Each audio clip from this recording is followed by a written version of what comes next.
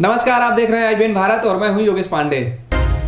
Corona virus के संकट के बीच प्रधानमंत्री नरेंद्र मोदी ने आज देश की ग्राम पंचायतों के प्रमुखों के संबोधित किया। इस दौरान पीएम मोदी ने सभी से लॉकडाउन का पालन करने की बात कही और इस दौरान पीएम मोदी ने स्वामित्व योजना को लॉन्च किया, ई पोर्टल की शुरुआत भी की।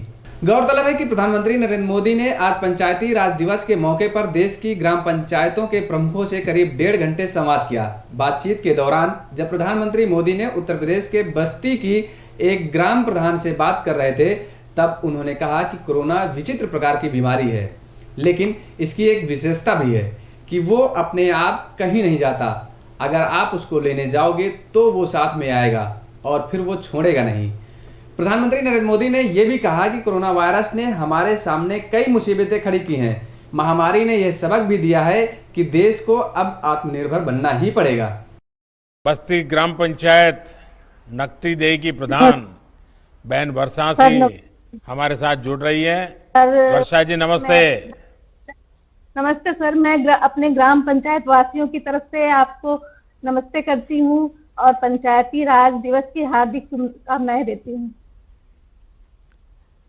बस्ती में लॉकडाउन का पालन ठीक से हो रहा है? मेरे गांव में पूर्णतः लॉकडाउन का पालन हो रहा है और मैंने आशा बहन, आंगनबाड़ी बहन और एनएम बहन के माध्यम से लोगों को घर घर जाके जागरूक करवा रही हूँ कि लॉकडाउन का पालन करें, सोशल डिस्टेंसिंग का पालन करें और घर में रहें। आप कितने समय से प्रधान है?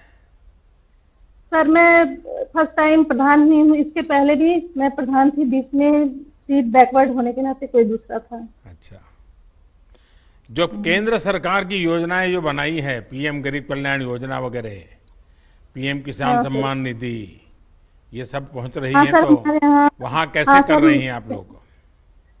सर, हमारे यहाँ उज्ज्वला योजना के अंतर्गत जो 25 लाभार्थी हैं, किसान सम्मान निधि में 155 लाभार्थी हैं और जो रजिस्ट्रेशन जिन श्रमिकों की हुई है उनके अंतर्गत 10 लोग हैं और जनधन योजना के तहत। देखिए, कोरोना वायरस बड़ा विचित्र वायरस है, लेकिन उसकी एक विशेषता भी है, वो अपने आप किसी के घर नहीं जाता है। नहीं सर, अपने आप कहीं नहीं जाता है।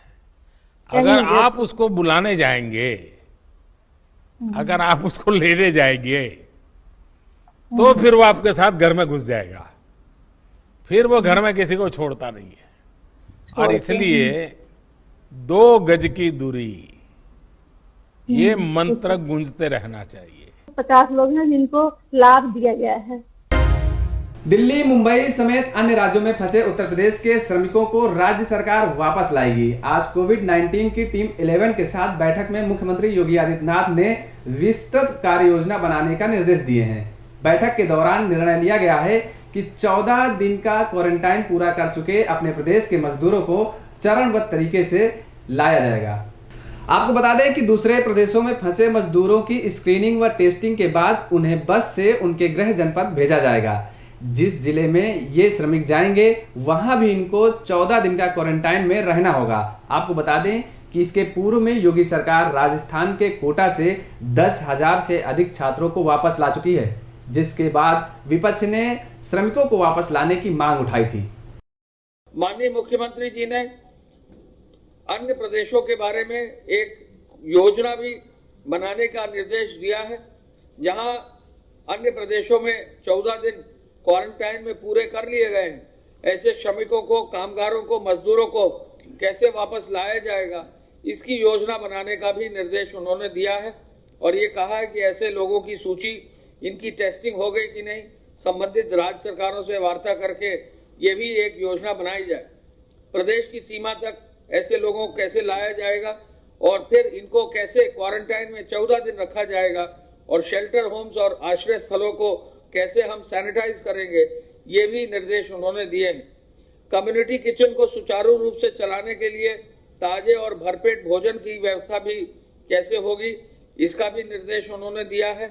और 14 दिन की संस्थागत क्वारंटाइन हमारे प्रदेश में जो लोग रह रहे हैं वो अगर पूरा करते हैं तो उनको भी अपने अपने गंतव्य तक होम क्वारंटाइन ले जाने के लिए भी उन्होंने निर्देश आज दिया।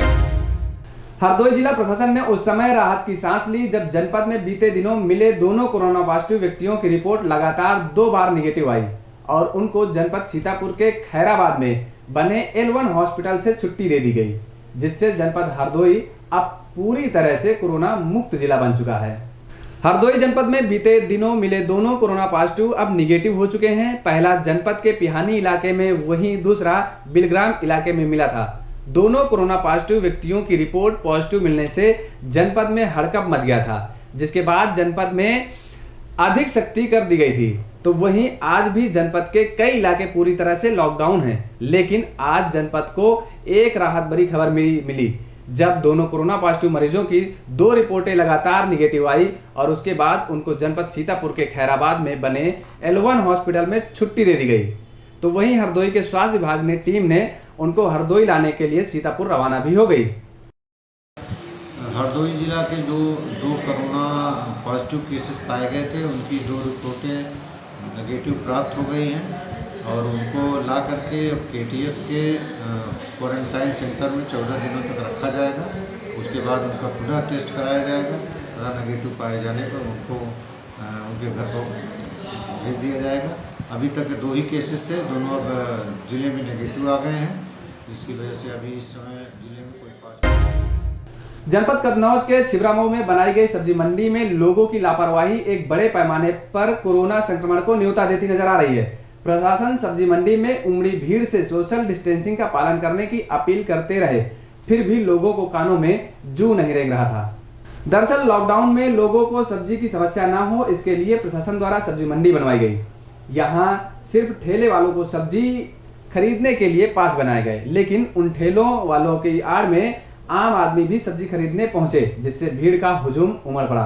अधिकारियों ने लाइसेंसधारी सब्जी विक्रेताओं को चेतावनी भी दी कि यदि वह निर्देशों का पालन नहीं करते हैं तो उनके लाइसेंस निरस्त कर दिए जाएंगे। में लोग पालन नहीं कर रहे हैं, उनसे सर क्या कहना चाहेंगे आप? थोड़ी व्यवस्थाएं जो है अभी बीच में बिगड़ गई हैं। अब इनसे सबसे लोगों से ये कहा गया है कि अपनी अपनी दुकानों के आगे जो है सारे लोग जो है गोले बनवाएं और रस्सी वगैरह जो है एक बंधवा के, और जो भी व्यक्ति परचेज करने आए उसे एक तो फुटकर में कोई भी क्रय विक्रय ना किया जाए। ये कल से बिल्कुल स्ट्रिक्टली इसका पालन कराया जाएगा। और जो आदमी यहाँ पे परचेजर आ रहा है, आपके पैकार लोग जो आते हैं जिनसे नगर क्षेत्र में सब्जी की आपूर्ति हो रही है, उन लोगों को, व्यापारियों को निर्देश दिए गए हैं कि वो पैकार को ही सब्जी दें, फुटकर में किसी को सब्जी न दें, और पैकार को भी क्रमबद्ध तरीके से सब्जी दें। जो गोले हैं, एक गोले में से जब आदमी लेके सौदा चला जाए तो दूसरा आदमी दूसरे गोले में खड़े होकर फिर वो सौदा, जिससे थोड़ा सा मैनेज हो जाए। तो क्योंकि नगर के पास में ही एक बहादुरपुर गांव है, वहाँ स्थिति थोड़ी ज़्यादा खराब है, इसलिए जिला प्रशासन का, अभी SDM साहब भी आए थे, सभी लोगों का सोचना ये है कि ज़्यादा से ज़्यादा इसका अनुपालन कराया जाए। सोशल डिस्टेंसिंग जितनी बढ़िया रहेगी उतना ही आदमी सुरक्षित रहेगा। तो कल से अगर इन लोगों के द्वारा पालन नहीं किया जाएगा तो इन्हें चिन्हित करके 1-2 व्यापारियों के लाइसेंस भी सस्पेंड किए जाएंगे, और अगर आवश्यकता पड़ती है तो उनके खिलाफ दूसरी भी धाराओं में, कुछ जो है सुसंगत धाराओं में कार्रवाई भी प्रस्तावित कराई। सर कितने लोग अभी तक लाइसेंस बने हुए सब्जी मंडी में? लाइसेंस यहाँ पे 55 व्यापारी है जिनका लाइसेंस बना हुआ है। कोरोना जैसी महामारी में जब लोग सबकी सेवा एवं दान करने में लगे हुए हैं और सरकार मदद के लिए हर संभव प्रयास कर रही है, तो वहीं मैनपुरी जिले में राशन डीलर की तबीयत खराब होने का फायदा उठा रहा गांव का एक दबंग व्यक्ति और अपनी दबंगई के बल पर मनमानी तरीके से राशन वितरण करता हुआ है। इतना ही नहीं, वितरण में घटतौली भी की जा रही है। जनपद कन्नौज के नुनारी ग्राम सभा में राशन घटतौली की शिकायत अधिकारियों से करने के बाद भी कोई सुनवाई नहीं हुई। ऐसा स्थिति में ग्रामीण परेशान हैं।